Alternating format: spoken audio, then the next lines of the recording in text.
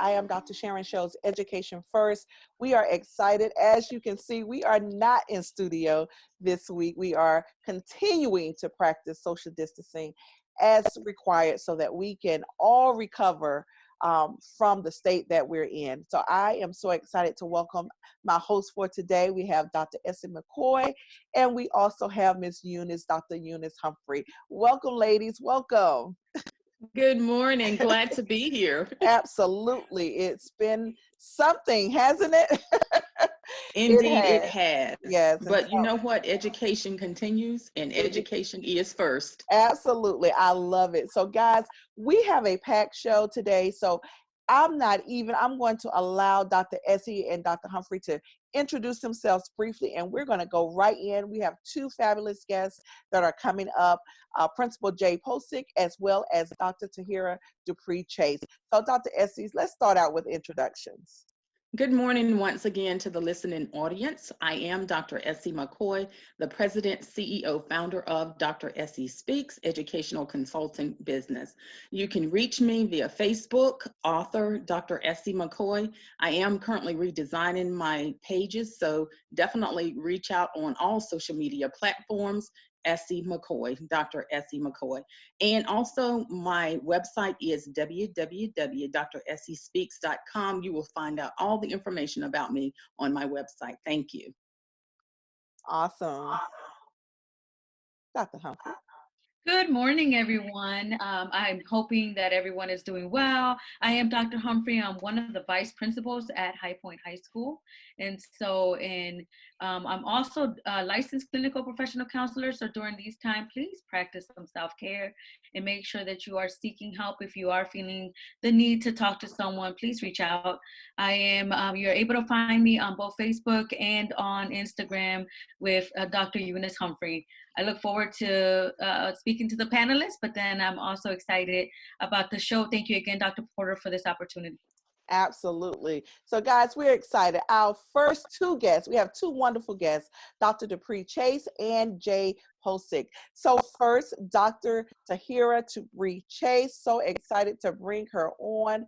She is phenomenal. I don't know if you had the opportunity to read her bio, but she has over 25 years of experience as an educator. She's currently the superintendent of the Greensburg Central School District in Hartsdale, New York. We cannot wait to get in our conversation to talk to Dr. Dupree Chase. We also have today for our first segment, Principal Jay Posick. He began his career in education in Wisconsin. So excited. He said he's social distancing from Wisconsin. I love it. He is a principal is at Morton Intermediate School, and he is the co-author of Principals in Action, Redefining the Role. So excited to have everyone. Hello, everyone. Good morning. Good morning. Good morning. Good morning. So excited. So we're going to start with Dr. Dupree Chase. If you can just share a little more about you. We were just saying before we came on camera, wow, what an impressive bio. And so we want to hear a little more about who you are. Sure. So first of all, let me just start by saying thank you so much for having me on the I Am Dr. Sharon show. It is an honor to be here. And I do hope that my fellow panelists are healthy and they're well. So thank you so much for having us. So I am currently the superintendent of the Greensburg Central School District in Hartsdale, New York. And I have been the superintendent for approximately, let me just turn this off. This is my phone. Approximately 7 years now. And I have a school district from pre-K through 12. Currently, I am also a co-author for a textbook series through McGraw-Hill. I've worked with their social studies series, and prior to that, I've worked with Pearson Scott Forsman with a reading series. And so in between that time, I'm running a school district and doing so many other things, and it's all in my bio. I don't want to take up the time talking about it. All right. Thank you so much. We are so excited to have you. Principal Jay Posick, so excited to have you as well. Can you please share a little bit about who you are? Certainly, I appreciate this honor. I was quite surprised when I got the message yesterday morning on Facebook, especially because it said 3:47 a.m. So you must be really early, Dr. Porter. I am, Anyways, yes. I'm in my 33rd year as an educator, 30 of those in middle school. Currently, the principal at Merton Intermediate School. We're a 5th through 8th grade intermediate school in Merton, Wisconsin, which is about a half an hour west of Milwaukee. About 400 students, 50 staff. I have the best job in the entire world. I love going to school every day. And these last couple of weeks have been really, really tough just because you walk in the building and there is no one there except myself and our wonderful custodial staff. So missing the kids, missing the staff, missing the families and the interactions, but just honored to be here. Thanks for inviting me.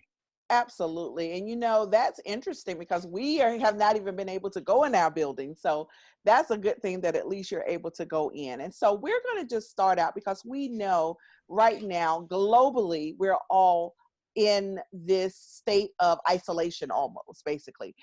We are practicing social distancing. Our students are not in school. Our teachers, for now, I know our district currently, we are just getting ready to go into a remote learning mode. So I'm just interested to know, how are you, Dr. Dupree Chase, as superintendent, and you, Principal Posick, how are you engaging your school community during this time?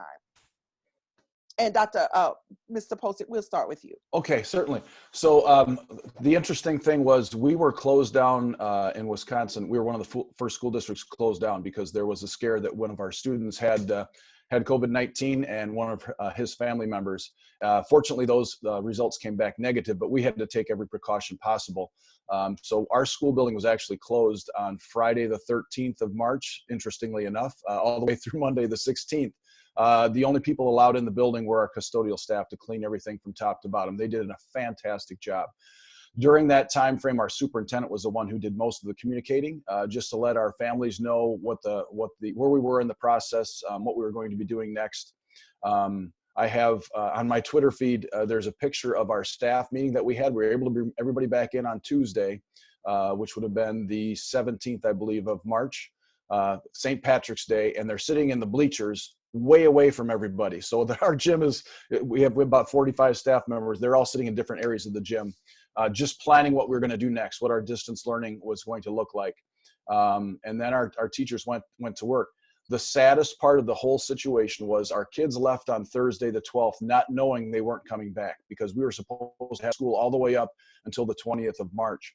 So our instructional assistants, our custodial staff, our administrative team had to empty 400 lockers and cubbies of all student belongings. We bagged them up into black plastic bags.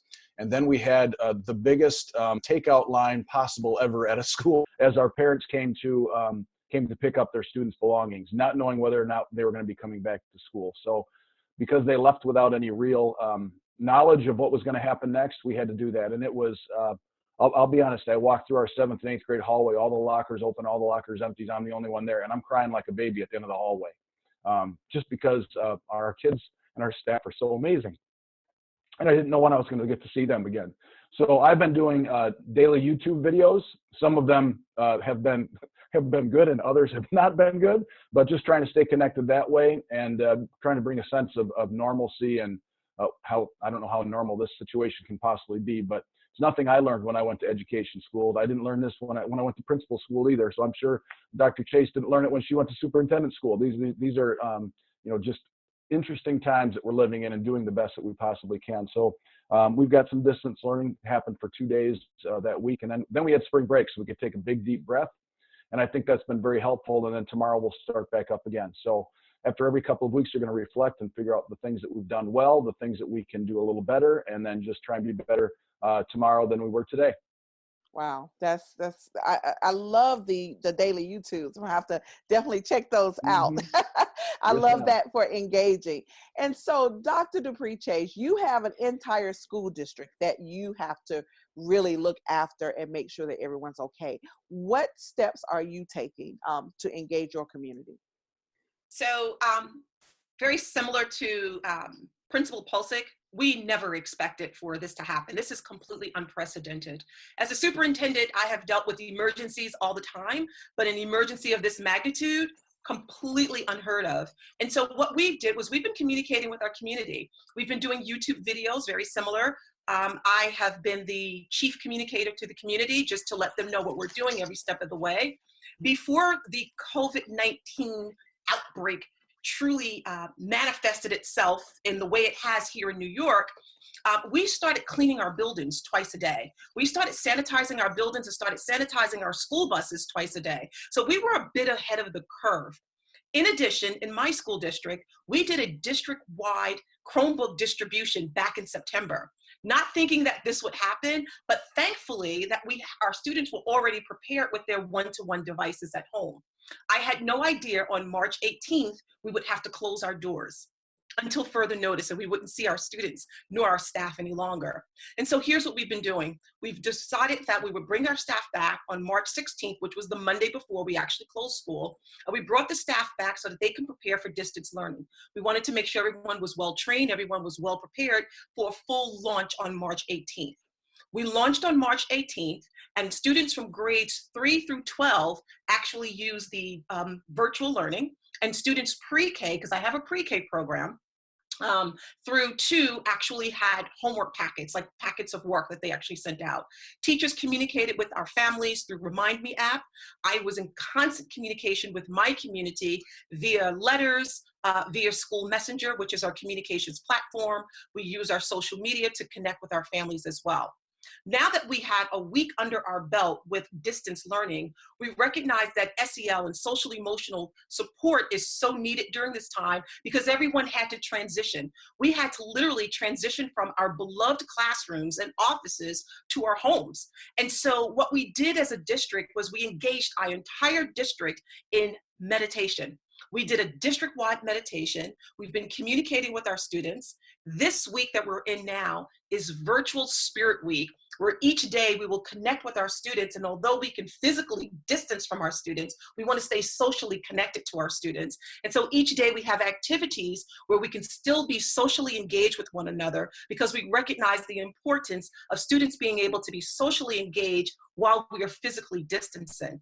It's been quite a challenge. It's been a challenge in that we are getting our directives from our governor and our other local officials, as well as our medical professionals. And, you know, it's really just running a school district from, you know, our office spaces at home. But I will say one thing. What I've learned through this process is that the community in which I serve is an awesome community. We have come together as a community to make sure our students are well cared for. We are distributing lunch to our students every single day to make sure every student has lunch and breakfast, a nutritious meal so that they can engage in the work. In addition, we have volunteers from the community, parents from the school district who are riding the school buses to make sure that the children will see a familiar face as they are receiving their nutritious meal. So days ahead, we look forward to more volunteerism, but we have to be careful, especially here in New York. And we're looking forward to continuing to socially connect with our students as well as our families. Thank you so much, especially Mr. Posick and Mr. Pre-Chase. We thank you for all that you're doing in order to impact the students and the parents and your staff members. Tell us one effective strategy, and I know you've done a lot of things, and once again, you know, you have to have a comprehensive plan in place, and like you said, you didn't have a guidebook, but tell us one effective thing that you can immediately put in place, because I was on the phone the other day with a school district, and they were talking about, well, what can we do? And parents were asking questions. So what are some things that you can do that will quickly put a plan in place in order to address the needs that are there?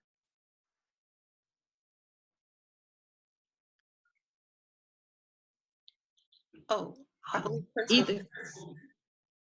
Either one of you.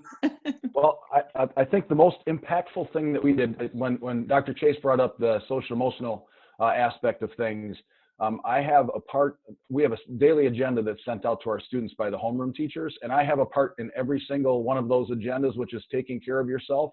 So I did a box breathing activity with the students, which if you haven't looked that up, it really is something that can help you get your mind back in the right place, because sometimes I've been spending a lot more time on the screen than I ever thought I would as a principal, because normally I'm in classrooms and in the hallways, but now my classroom happens to be my computer, and I'm working on that. But I think the most powerful thing that we have done, we asked each of our homeroom teachers to call the families of our students during those first 2 days of online learning that we had. If the student happened to be there and the teacher was able to speak to the student, that was a bonus. But we're checking in with our parents to see how their children are doing at home. And although it seemed like an overwhelming task at the beginning when we said, okay, you're going to call 25 homeroom families, I've talked to a number of teachers that said that was the most impactful part of their 2 days, because they were able to make a personal connection. The parents were so thankful. Some things are going well, and I'm going to be honest with you, some things aren't going so well. So we're all learning at the same time. I jokingly say we're building the plane while we're flying it, and that can be kind of a scary situation. We definitely don't want to crash and burn. So after every couple of weeks, we're going to be reflecting on what we've done to put things in place. But that personal phone call to families has been the one thing I've heard so much from the parents contacting me afterwards saying, I can't believe that Mr. So-and-so or Miss So-and-so called my house to find out how my son or daughter was doing. That is the most impactful thing. And we can't forget that we are in this business because of the relationships that we build with kids. It's relationships first and content second, in my opinion. And we're trying to maintain that as much as we possibly can. Thank you, Mr. Posick. And I know that people, when they know that you care, they really care about what you're asking them to do. So thank you for continuing to reach out to your community. And then Superintendent Dupree Chase, one strategy that you can share with other superintendents around the nation who are beginning to deal with this and continuing to deal with this. Sure. Very similar to what Principal Posick said is relationships. Maintaining that relationship with your school families, with your parents, check in with them. Not all parents are prepared to homeschool their students while working from home themselves. It has become a challenge, but checking in with them as often. There's nothing like a parent receiving a call from the superintendent as well. Hey, Mom. Hey, Dad. How you doing? And also, too, letting them know, because I'm a mom, too. And I'm a mom who's now working from home, and I can relate to some of their struggles. But I'm going to take it a step further. Also check in with your staff. Mm-hmm. Your staff is one of the most important aspects to the success of your continuity of learning at the schools. So checking in with your staff, and I have to tell you, the relationship with my staff during this whole process has increased tenfold, in that now we're communicating even more so. We're texting, we're calling, we're emailing, we are Zoom one another, we're entering each other's homes, and we're having courageous conversations about what's working, what's not working, how can we get better, and strategizing together and not being afraid to be vulnerable at this particular time, because we all need one another.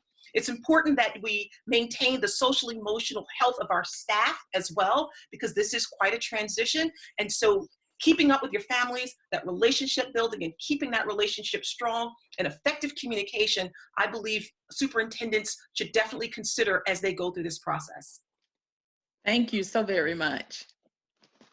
I'm interested. Thank you both for being here. One of the things that I'm interested in is with parents, like you said, Dr. Dupree Chase, a lot of parents are not comfortable with teaching. What advice or what would you give them so that they can feel like, oh, okay, like how do I do this and what can I do next, right? So because that's what I'm getting. I'm getting a lot of parents saying, I don't know how to get them to read. So what advice would you be able to give to parents, Mr. Posick and Dr. Dupree? So some of the parents have said that to me. And what I always say to the parents is, relax. We don't expect for you to be teachers. Take it easy.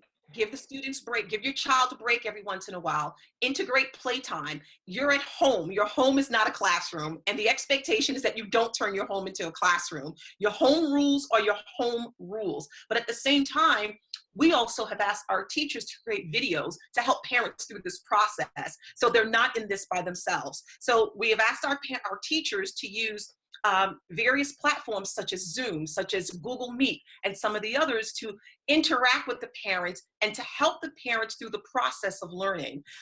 It's not easy for parents, but we do believe that if we continue to do it and that we stay consistent with what we're doing and our strategies, they will eventually get it, and students will eventually fall in line, because this is their temporary normal. I'm not going to say new normal. This is our temporary normal, because I believe we're going to get back into our schools much sooner than we think. And I would add, So I talked about my YouTube videos. Tomorrow's is going to be for our students, but I'm also going to share it with our families about putting together an agenda, a schedule, and build in some of the things that Dr. Dupree Chase mentioned, playtime, lunchtime, I'm going to make my bed, I got to get out of my pajamas. I mean, all of those things, because that's spring break time. I stay in my pajamas as long as I possibly can, but now we have school starting up. So the Tuesday before spring break, I always wear a bow tie on Tuesday. The kids always know I wear a bow tie on Tuesday. So in my video on Tuesday, I was wearing a bow tie because that was what the expectation was that I had for myself. So maintaining a schedule and helping parents understand that there is a schedule that they can put together that they are in charge of will definitely help, because I think what happens is when our kids are in school, there's the bell schedule that they're always on, and what the teacher schedule happens to be. Now they're at home and there are no bells going off telling them to go from one class to the next. I mean, we're an intermediate school, so we have math class, and then we go from math class to language arts class, whatever the case might be, and that bell tells you where to go next.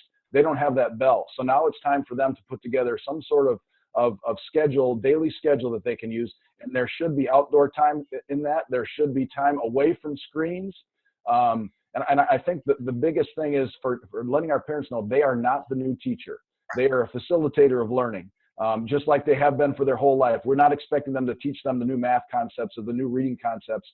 We've been using a video platform as well. And it's been lessons pushed out right now and not a lot of two-way communication, because we wanted to make sure we had everything organized and done properly and legally with those systems that are going to allow for more interaction. So we're going to be using Google Meet, not next week, but the week after that.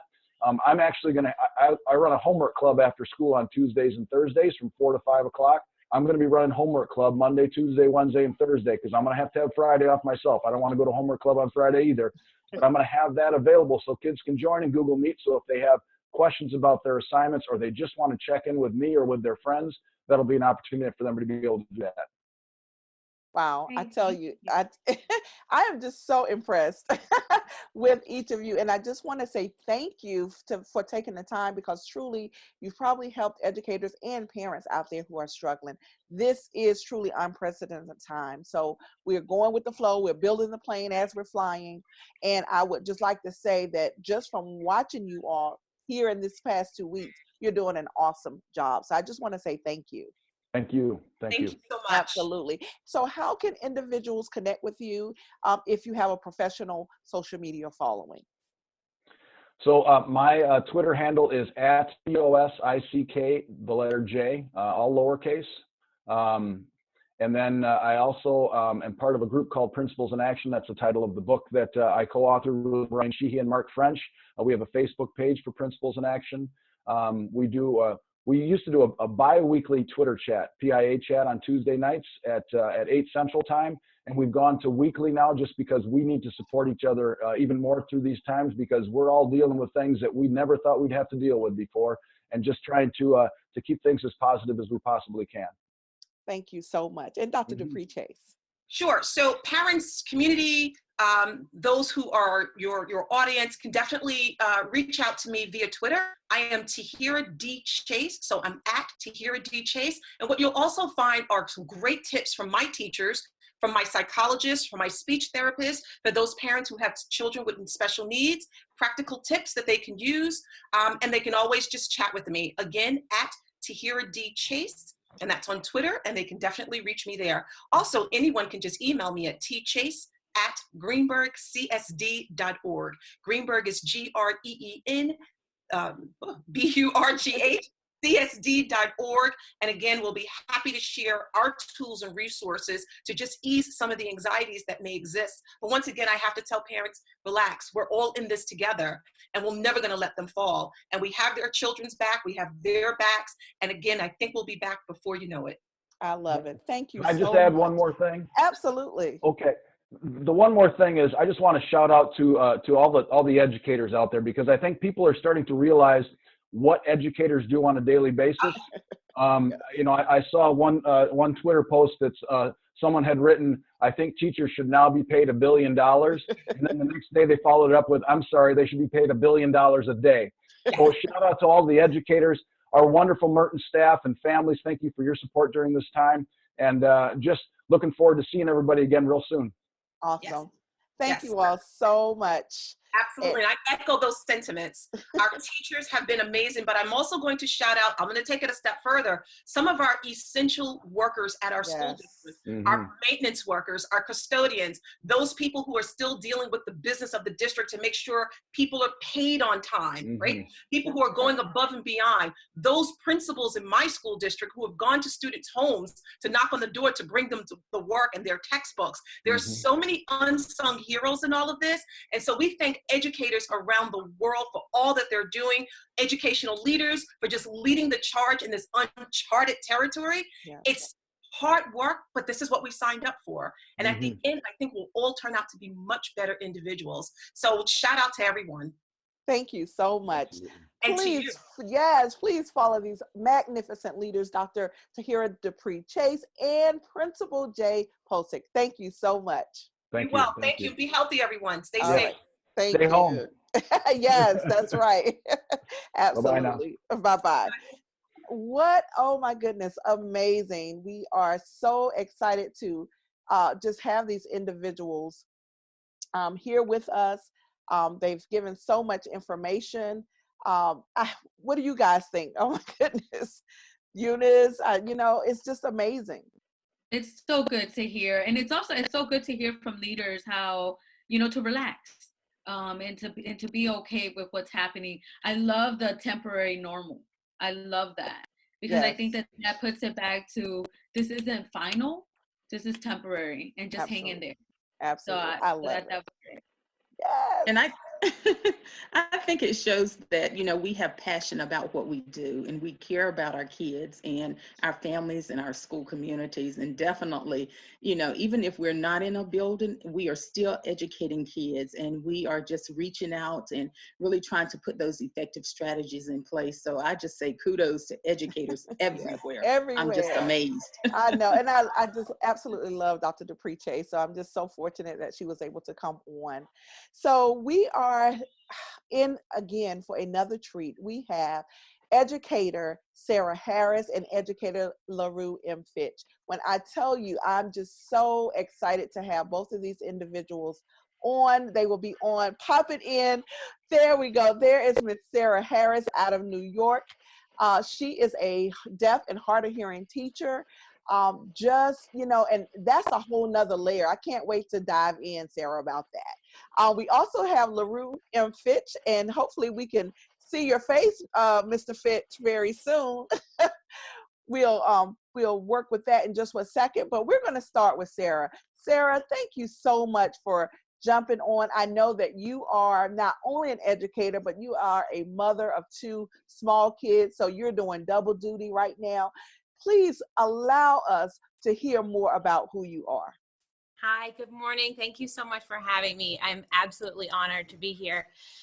As an educator, I've worked with 0 to now high school.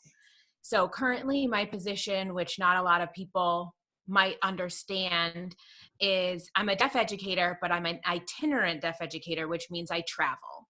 So I have 10 schools that I see every week, which equals 15 students and approximately 28 sessions. So similar to a speech provider or an occupational therapist, I'm going into schools and providing 30 to 40 minute sessions. And some of them are group sessions and some of them are individual sessions. I also work specifically in Flushing, Queens, which is important to understand that in context with COVID. So as everything ramped up, it was very important for me, as well as many of my colleagues, to squelch any of the xenophobia and the racism, because many of my students were dealing with that coming from their homes and coming from within the community, that everyone thought that it was coming from our location. And many of my students are from Chinese heritage, so going over that with them. Now, as a distance educator, it has been difficult because my students reacting to them remotely means that they have to listen through a computer. And if we're all here and we're listening through headphones and we're speaking and there's little glitches, and making sure they can see our faces and which school platform you're on to make sure that you can get captioning. In New York City, each school is asked to get their own platform. So because I travel from school to school, now I have 10 platforms that I have to sign into in order to get the students individually. Or I have to ask them to create their own Gmail, which is difficult. So there's lots of things. And unlike in a more remote area, you should still be going out and going for walks. These students are not. They're in New York City. They're in the hotbed in Queens. Stay inside. So I know it's difficult for them. And echoing what the principal and superintendent said, the social emotional stuff when I'm checking in with my students, of course I want to teach them a lesson, but really checking in with how they're doing and saying to them, get as much work as you can, but go noodle, do yoga, do your exercises, jump, be active, and checking in with their feelings, really seeing how they're doing, because I love my job and I get so much of that from my students that they tell me so much because we get to have one-to-one opportunities. So now being from a distance and maybe they're in a room with their families, that's not something they might be sharing. So really saying, this is our time, remember, if there's something you need to share. So we're just at the beginning of it, and I hope that they can continue to be well. Thank you for that. I guess one of the questions that I have, because I've been asked, I know that you work with special education and IEPs. How would you tell, or how can parents or even teachers from distance learning be able to deal with some of the things that you really can't give students because of the platform or this way? What advice or what strategy would you tell them? So I love in New York City, our most specialized students are considered our District 75 students, and those are our students in classroom programs with 6 students or 12 students. And this year I have no students in those programs, and that's actually the program I came from before. Those would be our nonverbal students who are on devices, and I'm constantly in a chat with 2 of my other friends who are speech providers. And the first thing that we're being told is if those students can't interact with the computer, then we're still just being a check-in for those parents, checking in with them once a week and saying, how's it going? What do you need? Being the front line, saying, are you getting your meals? Are you getting that ability? And then the second thing is I love screen sharing, so we can still screen share and be able to have students make selections. And I believe right now Boardmaker, which is the company that has all of the pictures, is offering a 30 or 60-day free trial. So I know many providers are taking advantage of that, and there's lots of places that are offering free things right now that parents are tapping into. So doing that. And I know IEP conferences are still happening, the meetings that have to happen every year, and they're getting it done and getting those mandates. I know I feel so supported by my supervisors because we have students who are in families of 4 or 5 and 1 device. So if I have a mandate for a student that's 2 or 3 times a week and saying, if you can only make one of those because you have to share, it's okay. We will get it done. We will get through it. And if everyone is stressed, my goal is to say, and the provider's goal is to say less stress, lower stress. And we need to work with each family to figure out what that means, because we don't want to put so much on them that it's frustrating and nothing gets done or less gets done. Wow, I tell you, I can definitely understand that, and I can't wait to hear how you're really balancing it all, though, with the home life. But we are so excited to first have LaRue. I wanted to give an opportunity to introduce him since we've got the camera thing working now. So LaRue, please introduce yourself. Good morning. How's everyone doing out there? We're great. I'm sorry about the technology difficulties. That's okay. All right. My name is LaRue Fitch, educational consultant here from Chicago, Illinois. This is my 12th year in education. I am an administrator here in Chicago. Just finished writing my first self-published book. Yes. And I'm just really thrilled and excited to be here with you guys this morning. Awesome, awesome. So we're going to open it back up, Dr. Essie, for her questions for both Sarah and for LaRue. Good morning, Mr. LaRue. How are you doing? I'm great, ma'am. Good morning. Awesome. Just a quick, just some comments first and foremost. I am just in awe, Sarah, with what you're doing, because I serve as a chairperson of a special education department with about 40 members, and then all the related services providers. So I know the challenges that you face, but definitely we've heard from a principal this morning. We've heard from a superintendent. We'll hear a little bit more from Mr. Fitch, and definitely he'll share some things with us that can help us. But tell us a heartfelt story thus far that you wouldn't mind sharing with the audience as we've dealt with COVID-19. Anything that you can think of that you would like to share that would just move our hearts.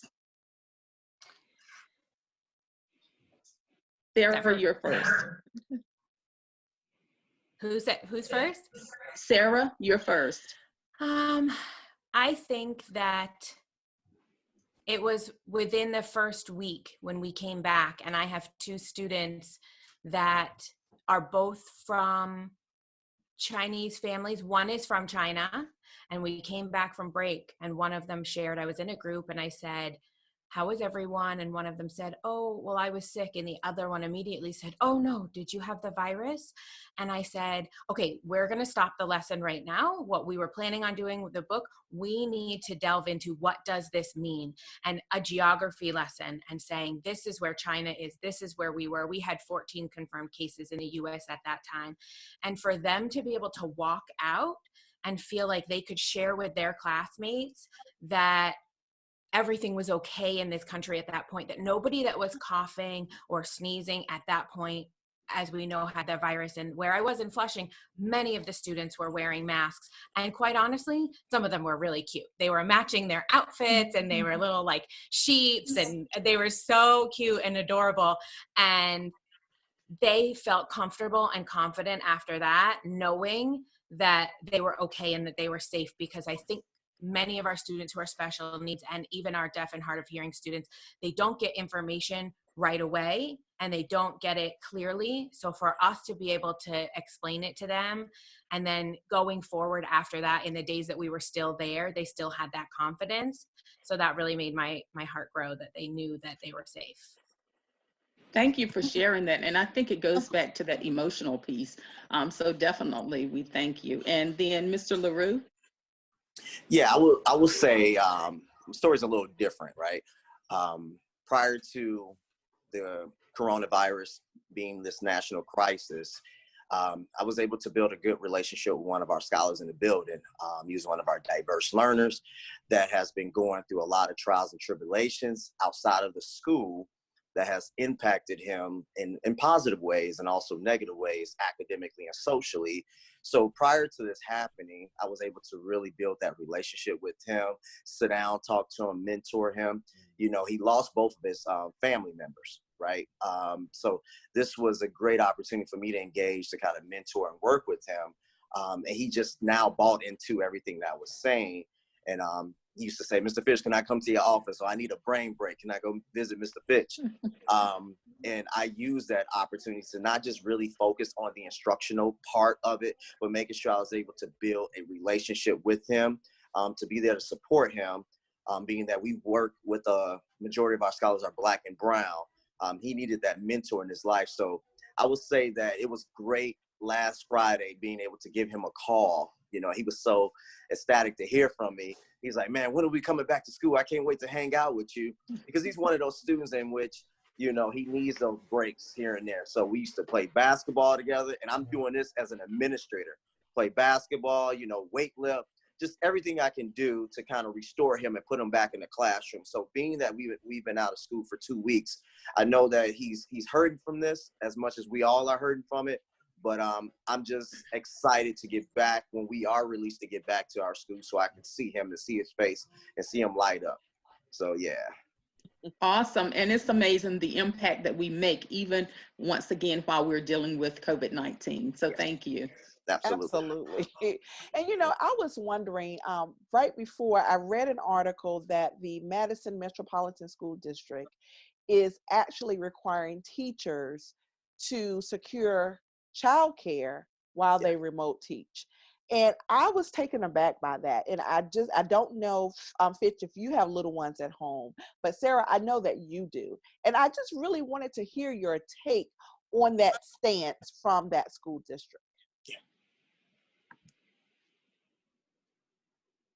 If it was a choice for me to be able to secure childcare and keep teaching, or if I had to say, no, I don't have childcare, which means that I need to not be teaching or to take some kind of sick leave, I would be frustrated by that. I think right now our union, and which is the strongest union in the country, and the school district is working to make it happen.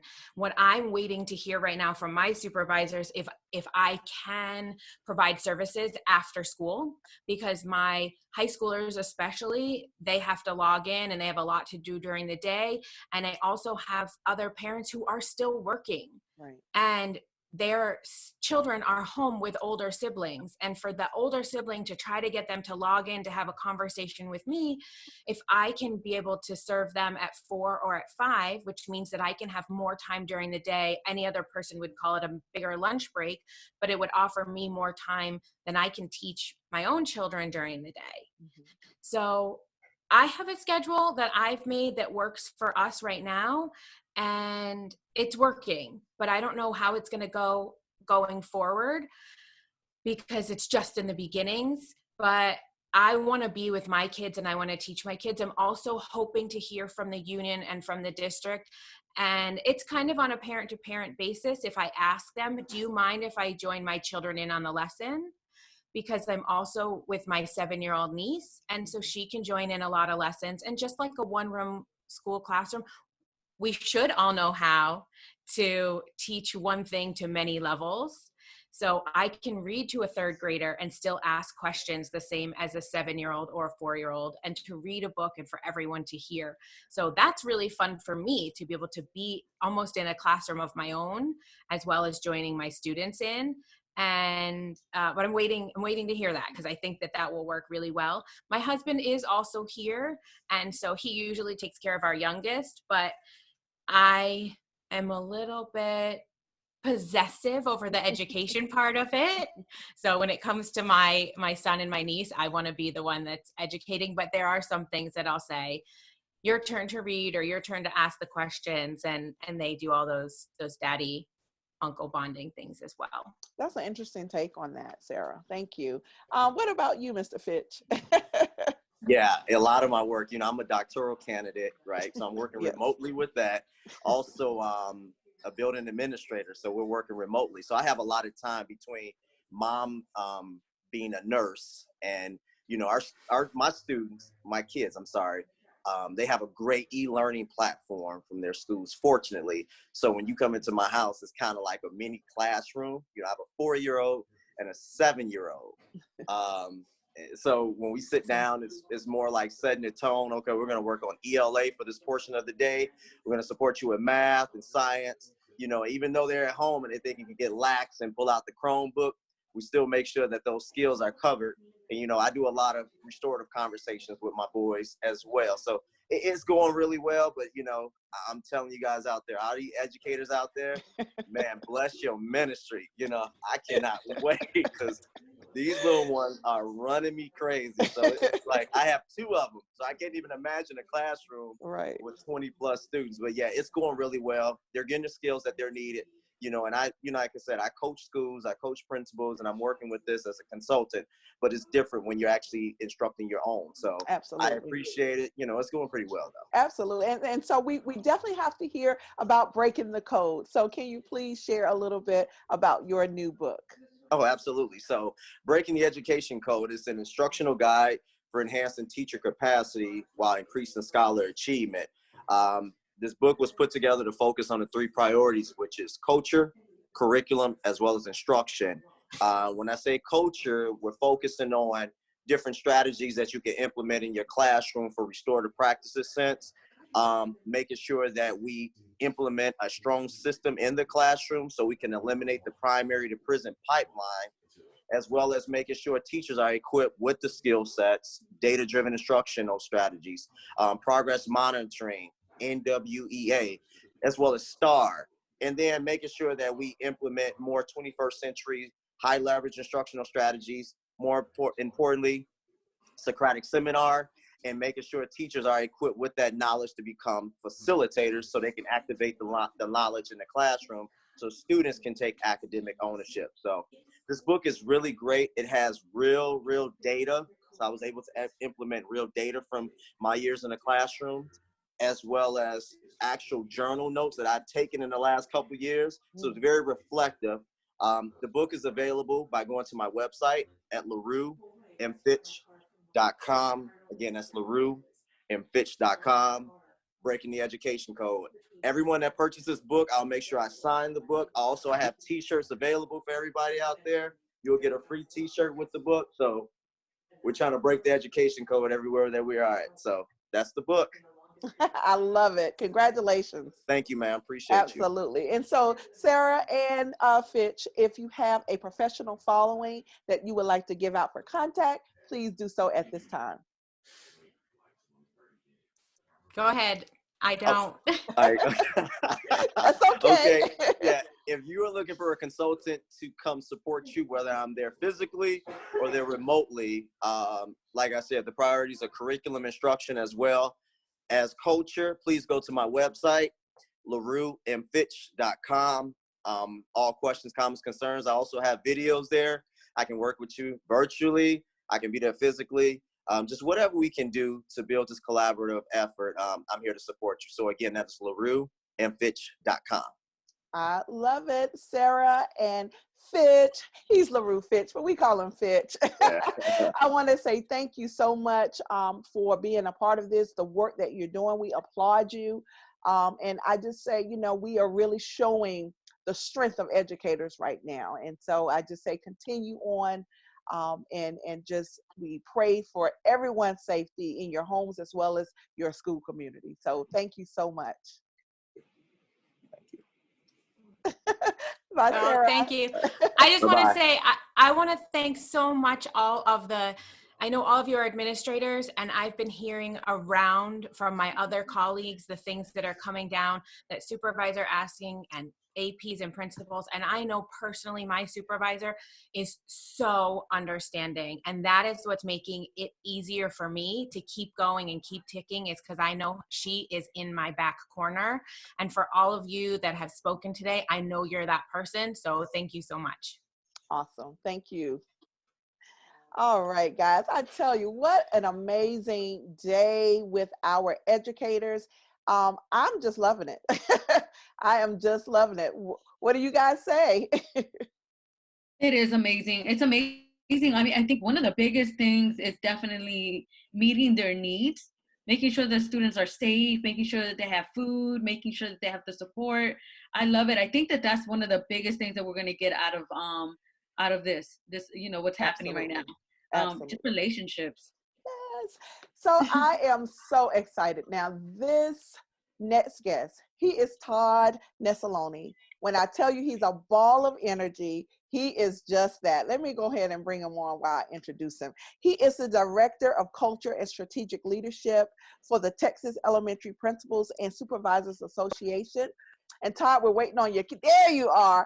He is, oh my God, and a wonderful, wonderful educator. Has an outstanding podcast that you're going to have to make sure that you listen to. Todd, welcome, welcome, welcome. Thank you so much for having me. I was so excited when you asked. I was like, of course I want to come. Absolutely. I had the opportunity to be on your podcast, and it was just so amazing. So I definitely wanted to extend the invitation. So please just share a little more about who you are. Yeah, so I was a teacher for 7 years, and then I made the leap straight into school administration and was a principal for the next 5. And as of July last year, I stepped into my new role as the Director of Culture and Strategic Leadership at the Texas Elementary Principals and Supervisors Association. So now I get to work with administrators from across the state of Texas, as well as all the consulting and presenting and things that I do across the nation and in Canada. I love that. You have such great ideas for those of us who follow you, ideas that you can use immediately, and I've used a few of them. And I thank you for that. And so what is your take? Now you're working with principals, you're working with supervisors, so now you're in that support role for school leaders, basically. How are you supporting them through this time of uncharted waters for education? I think that's a great question. And the way I've tried to be really supportive is to know that, in any preparatory program, you guys know, when we became teachers, we realized the prep programs did not really prepare us to be a teacher. Until you are in the mix, you don't get it. And the same goes with truth administration. And so you can talk about things all the time. And, in Texas, we've dealt with hurricanes and floods and tornadoes and things like that before, which is unexpected. But this is a whole new level of unexpected and unpreparedness. And so what I've tried to speak to administrators specifically about is just remembering the importance of communication. I really don't feel like there is too much communication at this point. And, some administrators kind of step back and say, well, I'm going to let the superintendent take it and control. And that's great to let them lead. But I think what they forget is that your people want to hear from you. And so when I was a teacher, it's like, okay, thank you, superintendent, for giving me a district perspective. But principal, check on me. Tell me everything's going to be okay, even if you don't know if it is or not. As a teacher, that's just what I want to hear. I want my leader to come back and calm me down. And so I think we've tried to do that. And then as an association, I run all the social media for my association. It's part of my job title. And so what I get to do is I've tried to be really consistent with sharing quality resources out there so that no matter what kind of thing you're looking for with your students, that it's there. And I've tried to be that voice of reminder as well, that giving yourself grace is important during this time, and not focusing solely on the academics is important during this time. And I think that's one thing that's kind of getting forgotten is the SEL. That social emotional learning component, I think, is equally as important during this time, because our kids, regardless of the age that we're working with, are freaked out. They're scared, they're nervous, they don't know what's going to happen. And so the more we can be providing them social emotional learning during this time, I think is just as important. Thank you, Mr. Nestaloni. And I can tell just by your passion coming through that you are just eager to work with all these administrators across the country. So tell us one common challenge that you face, but you have really given them a strategy that you've put in place that will help so many, and it will spread across the world. So give us some of those strategies, if you don't mind sharing. Now, are you talking about just leadership in particular, or Yes, specifically during this virus? Leadership in particular, and you can also elaborate on the virus as well. Okay. So, leadership in particular, the number one thing I talk about is just building that school culture up and noticing that everybody has worth and has value. When I work with school leaders, I tell them when I go in there, I ask them what they're doing with their staff, and then I say, tell me the name of your head custodian. Tell me the name of every cafeteria worker in your cafeteria. If you can't tell me the name of those people, you're not building culture on your campus, because those people are equally as important. And when people and when I work with educators too, I work with educators equally amount. And so when they come to me and say things like, my school culture is terrible, my principal doesn't care, and I tell them, I say, well, what are you doing to help build school culture up? Because every one of us play a part. Don't tell me it's just the principal. I get the principal plays a part. I worked underneath 4 principals. I had one that was a screamer, and I was terrified of her, but she never screamed at me, so we were good. My second one, I testified in her trial, and she went to jail, so beat that. Oh, wow. My third one was amazing, and I wanted to be just like her. And my fourth one was like the devil herself. So I've seen all different kinds and know the role they play. But I've also seen how one angry cafeteria checker can ruin a child's entire year. How one rude front desk receptionist can make a family never come back to your school again.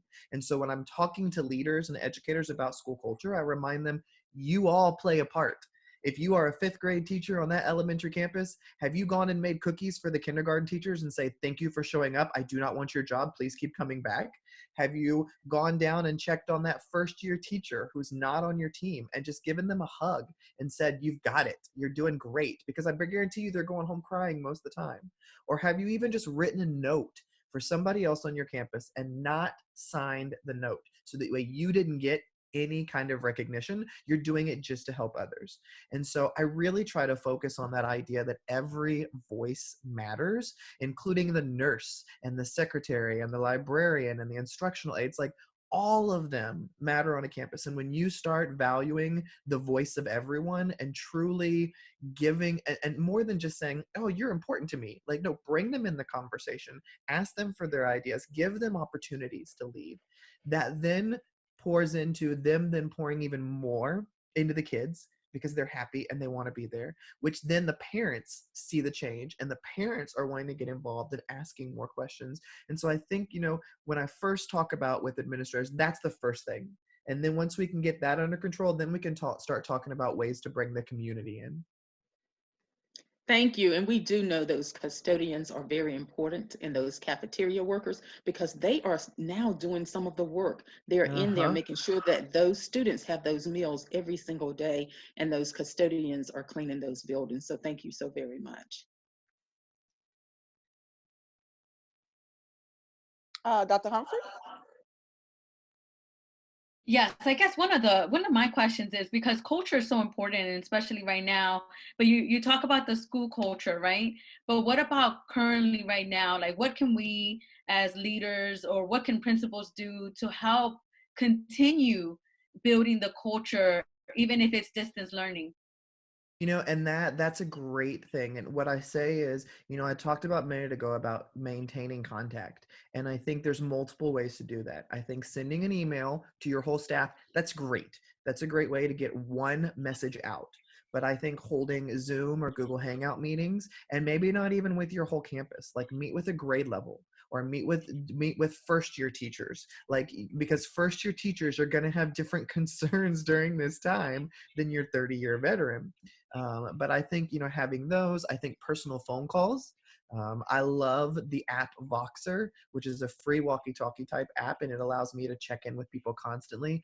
I'm not on a campus this year, but I've still been checking in with about 20 different teachers that I have worked with over the years, who I'm just saying, how are things going? What can I do? I know I'm not your principal. I know you may not even be in the classroom anymore, but like, how can I support you? I saw a high school principal, I believe it was in North Carolina. I read an article that he went by and visited every single high school senior and called them when he was coming and stood the social distancing 6 feet away, but just showed up at their door and said, I know you're devastated. You're not going to get it end of the year, but I'm here just to tell you that you're still on my mind. I'm still thinking about you, and we're going to find a way to celebrate you. And I think those face-to-face moments, when I see principals organize these drive-through parades where their staff all gets in their own car and they drive down and the kids come out and they can see them.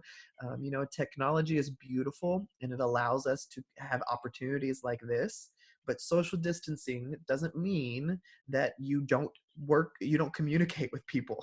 And so I think those opportunities to safely, like in the car drive-through, of driving through a community and waving at the kids, or sending a postcard, like the art of the handwritten note should not go unnoticed during these times. We've all got plenty of time at home now to be writing those things and sending them. But I know for me, I love the phone calls, I love the texts, but when I get a note in the mail, like, I'm posting that up on my mirror, or I'm putting it in my wallet. Like, that means so much more to me to carry that around and hold on to that. And so I think all of those can't go understated. And there's a principal in Texas. His name's James Whitfield, one of my heroes. I love him. I love what he did too for his staff. So they had just voted on or selected their teacher of the year and paraprofessional of the year, but they hadn't gotten to announce it before everybody had to go home. And so he was like, I don't just want to send an email. Like, that's not celebratory enough. So he got together with some of his office staff over the phone, and they planned a time to each get in their car. And he said, normally, we buy them a bouquet of flowers or something. He said, but my secretary built this bouquet of needs. So it was a bouquet with toilet paper, wipes, and things like that. And they drove by, all three in their own cars, and one of them got out of the car, ran to the porch, dropped it off, and then they all just honked and had signs and stuff. And it was like, congratulations, you're the teacher of the year. We just wanted to celebrate you like this since we didn't get to celebrate you the way we had planned. And then they can send out an email or collect videos via Flipgrid and little congratulatory things for the teacher. Like, there's so many things that you can do during this time. It's just a matter of how important is it to you. I love it. I love it. And so I do want you to share about your podcast. Awesome. Thank you. So, I've been involved with a couple podcasts over my years. My first podcast was Edu All Stars, and then I did a Kids Deserve It podcast. And then, when I wrote my second book after, there was so much success with Kids Deserve It, and it was such a positive thing. And then when the publisher said, what do you want to write next? I thought, God, I don't have anything else to say. Like, I can't believe people bought the first book. Like, I feel like such a poser, like all this stuff. And so, I think the doubt that seeps in for many of us. And so I was sitting with some of my teachers one day, and they were talking, and I'm just sitting there listening, just blown away with the ideas they're coming up with of what they want to do for this unit. And it just hit me, and I thought, God, they are doing such great stuff, and nobody knows because they're not out there telling anybody. And I thought, how many schools have I worked at and teams have I been on where that's the case? And then it brought up this reminder of something somebody said to me once. And they said, if you're ever given a platform, make sure that you amplify the voices of others louder than you amplify your own. And that's always stuck with me. And so I went to my team and I said, hey guys, I have this crazy idea. I want to write a book, my next book, but I want all of you to write stories in it. And then we can write our book together as a school. I'm saying everybody talks about we should write a book about what goes on here. And I said, let's write about everything we can legally write about. And so, what started as an educational idea of a book became a book that was so much more. One of my favorite chapters in that book is called It's Okay to Grieve. And it talks about the way 4 different educators on my campus have dealt with grief. One dealing with multiple miscarriages, one dealing with losing her fiance in a terrible unexpected wreck, one with teaching and getting a phone call while teaching that her grandmother passed away. Like these things that we all go through at some point of our life. And I remember when the book came out, and one of the teachers came to me and she said, I just had the craziest experience. And I said, what? And she said, well, I wrote the story about losing 2 of my girls to a miscarriage.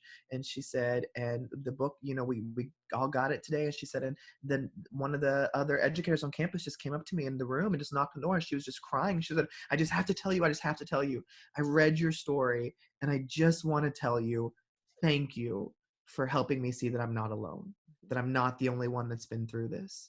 And when that story came to me, I thought, how quickly have I forgotten the power of stories and the power that every one of us has a story and every one of our stories matter.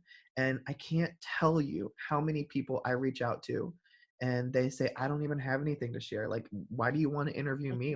And so I thought, I'm going to start this podcast and I'm going to start this thing where I just seek to amplify the voices of others. And many guests are people that nobody's ever heard of. And I love that. And, my podcast, it's primarily for educators and we talk about education stuff, but I've had episodes over infertility. I've had episodes over adoption, over self-mutilation, over divorce, over dealing with stage 4 cancer, knowing that it's not going away. And I interviewed a woman that was actually a parent of a student I had several years ago. And, I wanted to bring a podcast that was about life and that was about realness and the stories we don't always get to hear. And so that's where Tell Your Story, the podcast, was born. I've had about 100 and something episodes now. Dr. Sharon, you were one of them and you were fantastic. But it's been such a joy for me to get to know others and hear their stories and get to amplify them for others. I love it. I love it. I love your passion. I love how you promote your wife's, her jewelry. I always look to see, okay, what does she have now? I love it. And so just, I mean, you're just such a genuine person. Thank And you. so I just, connected with you and just began following. And so I just want to say thank you for all that you're doing and all the positivity that you are sharing. Not even, just now that you've been sharing. So thank you so much. Well, that means a lot. Thank you. Thank you. Absolutely. And so I just want you to hang on because Jay and Sarah, they're still hanging out there. I'm going to bring them up because we're going to end with everyone who's still here. And I just want everyone to share what's upcoming for you, including our panelists, our hosts, what's going on with you next that you want to share. We're going to start with Eunice. You are really big on mental health and social emotional. You have your nonprofit, your organization. So please share a little bit about what's coming up next for you, even if it's virtual. Absolutely. So yes, so one of the things that's coming out of all of this is the need for more mental health and the need for social emotional learning. So as a mental health provider, one of the things that we've been saying, we've been screaming this for a while, that we need to be more trauma informed, that we need to have more school counselors, that we need to have more social emotional learning. And so one of the things that I'm doing now is doing some consulting with different schools and different school districts to bring in that into the school, even when we get back. So one of the things is we're dealing with it now, but what is going to happen when we get back into the school? And what is that how are our students going to feel? Are they going to feel scared still? Are they going to, what's going to happen? Are they going to feel trauma? Or if somebody coughs, are they going to question it? And so just even working with that, building the culture of the schools. So I'm excited to say that. So I am going to be doing some consultant work. I'm also working on just different articles and different books on how this is impacting our students and how this is going to continue to even impact our educators and making us look at how do we now move what we've been doing into an online platform and getting comfortable with that. So I'm excited about the upcoming things. I love it. Thank you. Dr. Essie, what's upcoming for you? Well, as you probably know, I am continuing to write. I am actually writing 3 books right now, Women of Virtue and Leadership Tidbits, and also HBCU Experience, as well as writing for Vision and Purpose magazine. Just submitted 3 articles. So that this is a great time to do that right now. I'm still looking to book speaking engagements. I actually had 2 big speaking engagements, one at the Department of Homeland Security and the United States Coast Guard, but those hopefully are going to be postponed, of course, and rescheduled, and then just redesigning all of my social media platforms. So definitely I've been busy and lots of work, teleworking and doing those things. So I'm staying quite busy. Okay, I love it. I love it. And Jay, thank you for hanging on in there with us while you were hanging out there. Can you let us know what's upcoming for you? Well, I think the biggest thing for me is tomorrow we're back at it with school and being there, listening to Todd and talking about supporting staff. I gave them off spring break week from me, no emails unless they emailed me, no phone calls unless they called me, because they needed a chance just to take a big deep breath, and frankly, so did I. But it just seems like I need to find the best way to meet the needs of all of the staff we have. There are some who are veteran teachers, there are some who are new teachers, and everybody's going to need something a little bit different. Some need technology help, some just need a shoulder to cry on, some just need a voice of reason.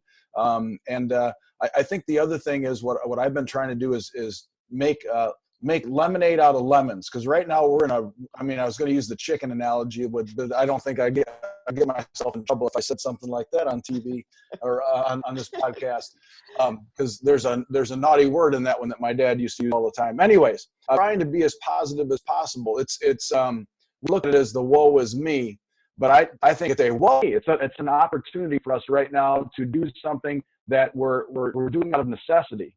We're not doing it because we want to. We're doing it because we have to. So how can we support one another through this whole thing? I have just a powerful PLN. Todd's one of the members of my PLN. Proud to say that Todd and I are friends, and just being there for one another, because we're going through this wave of emotions. There's some days it is just awesome, and other days it is awful. So how do we make sure that we make more awesome than awful out of this whole thing? So just being there for one another and trying to lift each other up, I think, is the most powerful thing that we can all do moving forward. I love it. Thank you so much. And Sarah, mom, educator, what's upcoming for you? Okay. All right, go ahead. You were muted. Now you're good. Uh, okay, we still can't hear you. If I undo this. Now can Okay. you hear me? Yes. Oh, okay. It's my headphones. I just wanted to echo Dr. Humphrey and say that the social emotional learning for me, and that means vote. Really, really vote. I think that many states have Common Core learning, and we need to have something that is federal or statewide that is social emotional learning. So every teacher is using the same language. That's the biggest thing, that every classroom should have something, some means to use the same language. And then that, for me personally, I'm working on my cultural teaching, and that means figuring out my own white fragility while I'm teaching my students that are not white, and teaching my children and my niece who are not white, and figuring out where I stand, but making sure that I have it right before I bring it to the board, and being able to say, I need to take a day on that and then come back to you. And I have some amazing teachers that are doing it, and I love being in their classrooms and watching them. So culture is huge, and I'm in 10 cultures, which means that I'm in no cultures a lot of the time. Right. And trying to be a guest, but trying to be part of them and make changes. But and also culture is also deaf culture. So making sure my students and the special needs culture, that they understand that they have an identity, because a lot of them come to us not knowing what their words are to use, and being proud and advocating, every student being able to advocate for themselves, whether they have a disability or an identity that is other than student. So that's where we're at. All right. And and I know that you have a theater background. Are you planning to utilize that in the near future at all? Well, next weekend we are, because that's my lesson this week with my niece and my son is we're going to put on a show. So Monday morning we're going to figure out what that is. Last weekend we had a pizza restaurant. So they got to be the waiter and the waitress, and we put out a menu, and it was designed around endangered species, because that's what my son loves. But we're going to put on a show this week, and I was hoping to teach theater camp this summer, but we'll go back to that. I always try. I had a student this semester that was going to be performing, and then the performance didn't happen. But if I get to be a part of that, I love it. I did have a student that performed last year. So whenever I can, I kind of move around my schedule a little bit to support those students. But I'm in touch with so much that I just kind of switch it all around when I can. As many of you miss the classroom, and then if you get a chance to teach, you do. So. Exactly. And I wanted to end with this, and I probably won't be able to find it now, but I'll post it if I don't. Actually, what I'll do is let everyone give their final contact information. If you have it, if there may be something that you've said that resonated with someone and they want to follow up with you. So we'll just take the moment to start with Dr. Humphrey, Dr. McKoy, Principal Posick, Todd, and Sarah. So if you can just give your contact information for all of our viewers. Again, you can find me on social media as Dr. Eunice Humphrey. You can always email me at humphreye0820@gmail.com. Again, just available. I'm available to any person who, educator out there, or any assistant principal, or any leader of the school system, that if you need to talk or just need a listening ear, please reach out. My contact information, once again, is you can reach me via email at mckoy@gmail.com. Also, my Facebook page, author Dr. Essie McKoy. On most social media platforms, I am Dr. Essie McKoy, and once again, I am redesigning some of that. Also, my website, www.dressiespeaks.com. My school email is ARRIS45, that's Sarah Harris 45 at schools.nyc.gov. That's the best way to professionally get in touch with me. I am at POSICJ, POSICKJ on the Twitters. Our school Twitter account is at MertonINT if you want to follow us there as well. And my school email address is my last name with the letter J, POSICJ at Merton, MERTON.K12.WI.US. Anytime. And Jay, yeah, and tell us where we can purchase your book. It's on Amazon right now. Here's my book right here. Yes. Yeah, there it is. Yes, there it is. Just had an awesome experience writing with Ryan Sheehy and Mark French. You know, the story behind that, back in July of 2017, we were at the National Principals Conference in Philadelphia, and spur of the moment presented, got together, and then after we presented, we said, hey, let's write a book just as a joke. And it became more than a joke. It became a reality. So absolutely. if you have a dream, it can come true. That's for sure. That's for sure. And Todd. So you can find me. I'm on all social media. The easiest way to find all my stuff is to toddnesloni.com. Don't even worry about how you spell my last name. If you just go on Google the best way you think you can spell Nesloni, there's not a lot of me out there, so you can. It'll be the first one that pops up. But I'm Tech Ninja Todd on Twitter. I just released my children's book this month, and so Spruce and Lucy just came out this month. It's available on Amazon, and my new book, When Kids Lead, that I co-wrote with my buddy Adam DeVico, who I do the Get Your Lead On conference with. That comes out in May, all about how to build up student leadership. I love it. And I did find the little poem that I wanted to lead off with that I found on Facebook in Dr. Seuss fashion. It says, I will teach you in a room. I will teach you now on Zoom. I will teach you in your house. I will teach you with a mouse. I will teach you here and there. I will teach you because I care. So just do your very best and do not worry about the rest. It's education first. We are amazing educators as we are going through this remote distant learning for most school districts who have never tried it before. So we just want to say to all the parents, hang in there, ensure that your scholars continue to learn. So for all of us educators, we want to say thank you, and we will get through this. Thank you all for being on the show today. Thank you. Thank you very much. Appreciate the opportunity.